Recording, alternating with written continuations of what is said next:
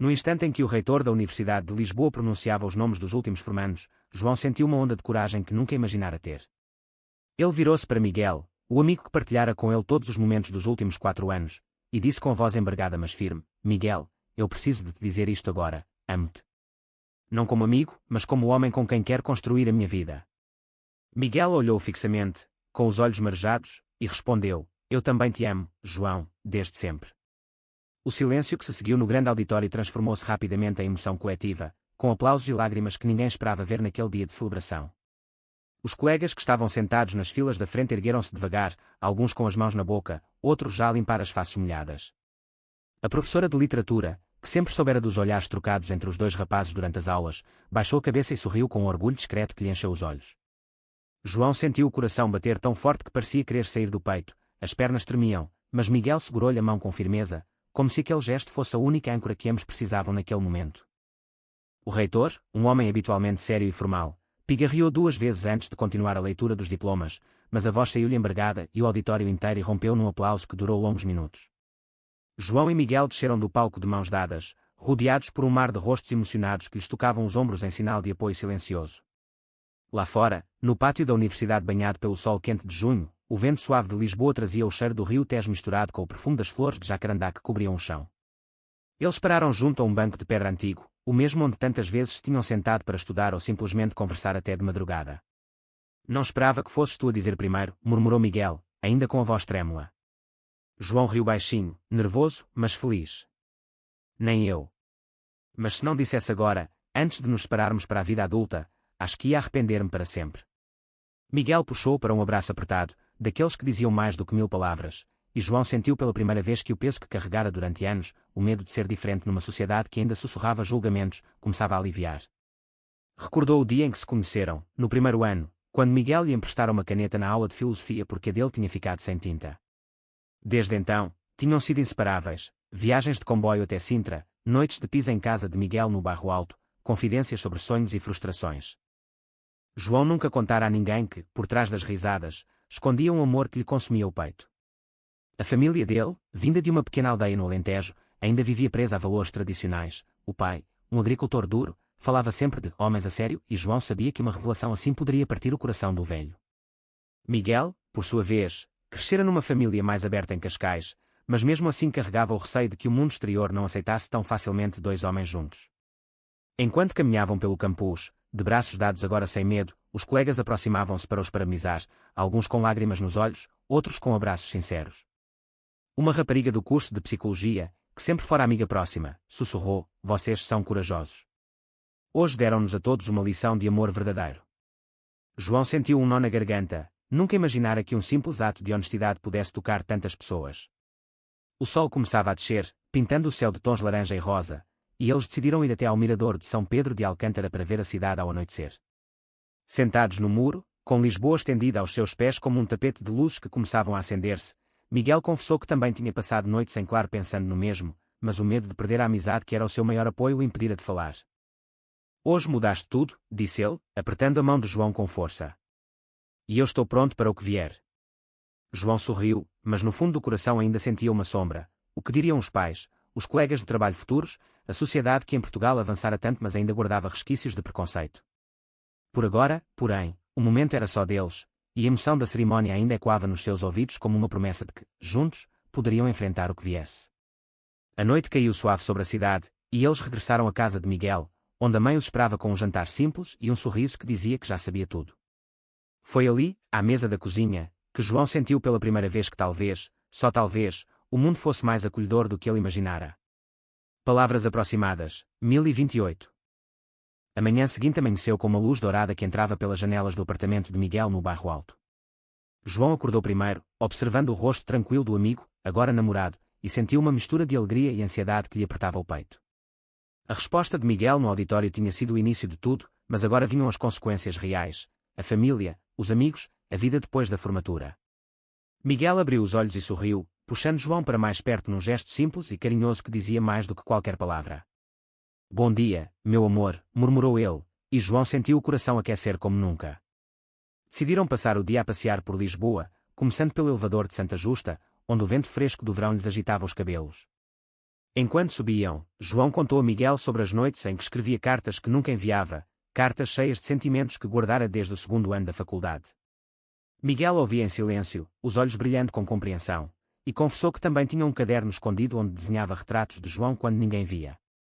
A cidade lá embaixo parecia mais bonita agora, como se o mundo tivesse mudado de cor só para eles. À tarde, foram almoçar num restaurante pequeno perto do Terreiro do Paço, onde o empregado, um homem mais velho, os olhou com um sorriso cúmplice e serviu um vinho verde fresco sem perguntar nada. Foi ali que Miguel falou pela primeira vez da sua mãe, que já suspeitava há tempos e estava pronta para os receber de braços abertos. Mas o teu pai? Perguntou João, sentindo um frio na barriga. Miguel baixou os olhos. Ele é mais tradicional. Vamos ter de ir com calma. À noite, decidiram enfrentar a primeira prova, visitar a família de João na aldeia do Alentejo. A viagem de carro pela A2 foi silenciosa, cheia de olhares trocados e mãos entrelaçadas no volante. Quando chegaram à casa branca de paredes caiadas, o pai de João estava no quintal a reparar uma cerca. O homem ergueu a cabeça, viu os dois rapazes de mãos dadas e franziu o sobrolho. O que significa isto? Perguntou com voz grave. João engoliu em seco e explicou tudo, a confissão na universidade, o amor que carregara durante anos, a resposta de Miguel que mudara tudo. A mãe de João, uma mulher doce e prática, ficou parada à porta com lágrimas nos olhos, mas o pai virou-se e entrou em casa sem dizer mais nada. O jantar foi tenso, com conversas forçadas sobre o diploma e o futuro profissional. Miguel tentou quebrar o gelo falando do seu plano de trabalhar em design gráfico em Lisboa, mas o pai de João limitou-se a resmungar que homens a sério arranjam emprego a sério. João sentiu o peito apertar, o medo de perder o pai, que sempre fora o seu herói, misturava-se com a raiva de ter de esconder quem era. Mais tarde, no quarto de infância, Miguel abraçou e sussurrou que o tempo curaria as feridas. Não estás sozinho agora. No dia seguinte, regressaram a Lisboa com o coração mais leve, mas João sabia que a batalha com a família mal começara. No caminho, pararam em Setúbal para comer mariscos frescos e riram pela primeira vez sem peso, planeando o futuro, um apartamento juntos, viagens pelo Algarve, talvez até uma viagem a Porto para conhecer mais amigos. A amizade de anos transformava-se em algo mais profundo, cheio de promessas e de pequenas vitórias diárias. Mas João não conseguia afastar a sensação de que o mundo lá fora ainda os observava com olhos desconfiados. Uma mensagem de um colega da universidade chegou: vocês inspiraram-me. Obrigado por serem verdadeiros. Aquilo deu-lhes força para continuar. A semana passou entre entrevistas de emprego e noites de conversa até tarde, onde Miguel ajudava João a processar o silêncio do pai. Ele vai acabar por aceitar, dizia Miguel com convicção. João queria acreditar, mas o nó no estômago não desaparecia. Foi então que uma amiga comum, Ana, os convidou para um jantar em grupo. Lá, rodeados por rostos conhecidos, sentiram o apoio de quem os via como eram, dois homens apaixonados e felizes. Ana contou como a confissão na formatura tinha corrido nas redes sociais da universidade, com comentários positivos de alunos de todos os cursos. Vocês não são os primeiros, mas foram os mais corajosos. João sorriu, mas no fundo sabia que a verdadeira prova viria quando o pai ligasse, e ele ligou, dias depois, com voz rouca: vem cá falar comigo sozinho. O convite era um passo, mas João sentiu o medo regressar. Miguel apertou-lhe a mão e disse: vamos juntos, se quiseres. Aquela simples frase reforçou o laço que os unia, mostrando que o amor que começara num palco podia crescer para enfrentar o resto da vida. O verão avançava quente e os dias em Lisboa enchiam-se de luz e de planos. João e Miguel mudaram-se para um pequeno apartamento em Alfama, com vista para o rio e paredes pintadas de azul. As manhãs começavam com café na varanda, risos e beijos leves que fortaleciam a conexão nascida na formatura. Mas a vida adulta trazia novas sombras. João arranjou emprego numa agência de publicidade no Chiado, enquanto Miguel começou como freelancer em design. Tudo parecia perfeito até que um antigo colega, Tiago, que assistira à confissão na universidade, começou a espalhar rumores no grupo do WhatsApp dos ex-alunos. Eles estão juntos agora, mas vão ver como o mundo reage, escreveu ele num comentário que alguém partilhou sem querer. João leu a mensagem e sentiu o chão tremer. Miguel tentou acalmá-lo: não vale a pena. São só palavras. Mas as palavras feriam. No trabalho, o chefe de João, um homem conservador, chamou-o à parte e disse com voz baixa: aqui não há problema, mas mantém discreto. Os clientes são tradicionais. João saiu do escritório com o coração pesado, questionando se a coragem da formatura valera a pena. Nessa noite, sentados no sofá antigo, Miguel sugeriu que fossem jantar com a mãe dele em Cascais. A senhora recebeu-os com abraços e uma mesa cheia de petiscos, contando histórias da própria juventude e dizendo que o amor não tinha género. O vosso pai vai mudar de ideias, João. Dá tempo. Mas o tempo parecia lento. O pai de João ligou novamente, desta vez mais calmo, pedindo que fosse sozinho à aldeia. João foi, deixando Miguel em Lisboa com o coração apertado. Na casa familiar, o pai sentou-se à mesa da cozinha e falou pela primeira vez sem raiva: "Não entendo, filho. Mas não quero perder-te." Aquelas palavras foram como um bálsamo, mas o caminho ainda era longo. De regresso, João encontrou Miguel à espera na estação de comboio, com um ramo de flores silvestres e um sorriso que apagava todas as dúvidas. Juntos, decidiram organizar um pequeno encontro com amigos para celebrar 6 meses desde a confissão. No terraço de um bar em Cais do Sodré, com vista para o pôr do sol, riram e brindaram, mas Tiago apareceu sem ser convidado e criou tensão. "Vocês estão a fazer disto um espetáculo", disse ele com tom ácido. Miguel enfrentou-o calmamente: "O espetáculo foi a tua maldade nas redes." O grupo apoiou-os e Tiago saiu envergonhado. Aquela noite marcou um ponto de viragem. O apoio dos amigos mostrou que o círculo próximo os protegia. No entanto, João começou a ter crises internas, sonhos em que o pai o rejeitava para sempre, dúvidas sobre se estava a arrastar Miguel para uma vida complicada. Miguel notou e organizou uma viagem surpresa a Sintra, onde caminharam pelos palácios e falaram abertamente sobre medos e sonhos. "Eu escolhi-te sabendo tudo isto", disse Miguel. "E escolheria outra vez." O regresso a Lisboa trouxe uma promoção para Miguel, mas também uma nova pressão, um cliente importante que exigia discrição absoluta. João sentiu-se traído pelo mundo profissional e questionou se deviam esconder-se mais. Uma discussão surgiu na cozinha, cheia de lágrimas e palavras duras, mas terminou com um abraço longo e a promessa de nunca se esconderem um do outro. A amizade original evoluía para um amor maduro, capaz de enfrentar mal-entendidos e traições pequenas. Ana, a amiga fiel, ajudou-os a organizar um evento na universidade para partilhar experiências com alunos mais novos, transformando a confissão inicial num movimento de apoio. João falou no microfone pela segunda vez, agora com Miguel ao lado, e viu rostos jovens emocionados. "O amor vale a luta", disse ele, e o auditório aplaudiu como no dia da formatura. Mas no fundo, João sabia que a verdadeira batalha com a família ainda estava por vir. O pai marcou uma visita a Lisboa e João preparou-se para o momento mais difícil até agora. O outono chegou com chuvas suaves e folhas douradas nas árvores do Parque Eduardo VII. João e Miguel já viviam juntos há quase um ano e o apartamento em Alfama tornara-se um refúgio de risos e confidências. O pai de João veio a Lisboa num sábado chuvoso, trazendo um cabaz de queijos da aldeia como oferta de paz. Sentados na sala, o homem idoso falou com voz trêmula: "Vi como Miguel te faz feliz. Não vou fingir que entendo tudo, mas não quero que sejas infeliz por minha causa." João chorou abraçado ao pai, sentindo que um peso enorme saía dos ombros. Miguel observava em silêncio, respeitando o momento, e depois convidou o sogro para um passeio pelo bairro. O dia terminou com um almoço em família, onde a mãe de Miguel cozinhou bacalhau e todos riram como se o passado nunca tivesse existido. Mas a vida não parava. Miguel recebeu uma oferta de trabalho em Barcelona e João sentiu o pânico crescer. "Não quero que te vás embora por minha causa", disse ele uma noite, com os olhos marejados. Miguel recusou a oferta imediatamente: "A minha vida é aqui, contigo." A decisão reforçou o laço, mas trouxe nova crise interna para João, que começou a questionar se estava a limitar o futuro de Miguel. No emprego, uma colega descobriu fotos antigas da confissão e partilhou num grupo interno, criando fofocas que chegaram aos ouvidos do chefe. João foi chamado novamente e ouviu palavras duras: "Ou mantens a vida privada ou arranjas outro lugar." Ele saiu do escritório com raiva e foi encontrar Miguel no café habitual perto da Praça do Comércio.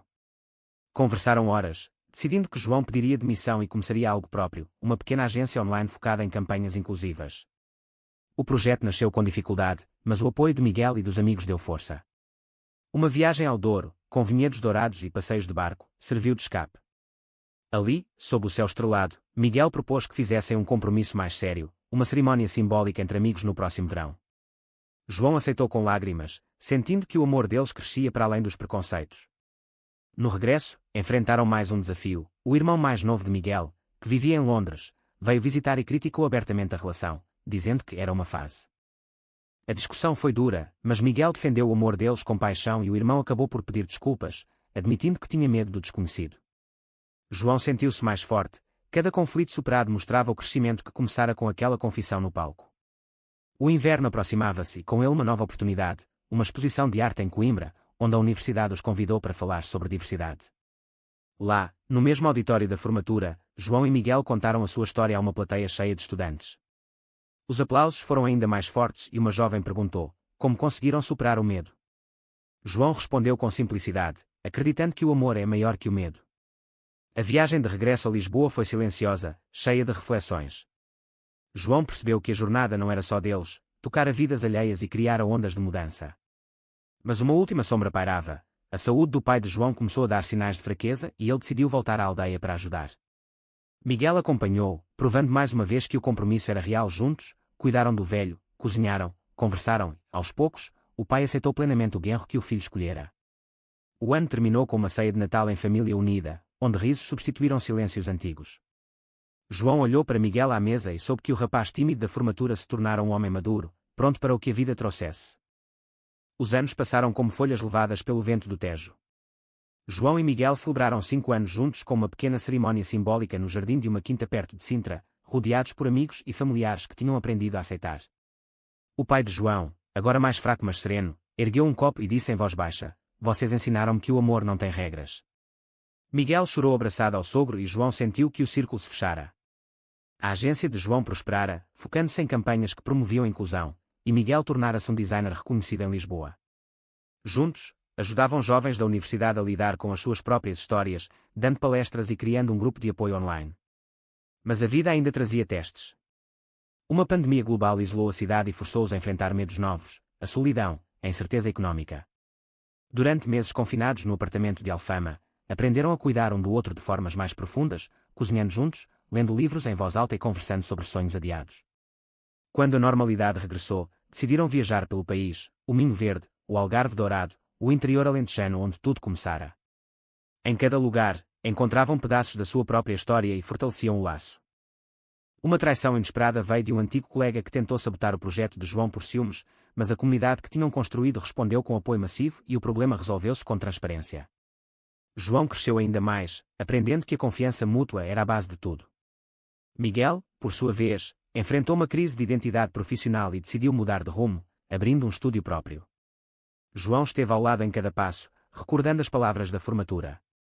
O tempo trouxe maturidade, cabelos com fios grisalhos, rugas de riso e uma paz que só quem lutou pode sentir. Num fim de tarde de verão, sentados no mesmo mirador onde tinham visto Lisboa pela primeira vez como casal, Miguel perguntou: "Arrependes-te de ter falado naquele dia?" João sorriu e respondeu: "Foi o melhor ato da minha vida." A cidade brilhava aos seus pés, testemunha silenciosa de uma jornada que começara com 2 frases corajosas e terminara numa vida plena. Eles continuavam a inspirar outros, mostrando que o amor gay em Portugal podia florescer apesar de tudo. O passado de preconceitos e mal-entendidos transformara-se em força e exemplo. João olhou para o horizonte e sentiu gratidão profunda por cada lágrima, cada abraço, cada escolha. O homem que confessara no palco tornara-se o homem que construíra um lar, uma carreira e um amor que resistia ao tempo. Miguel apertou-lhe a mão e disse simplesmente: "Estamos em casa." E era verdade.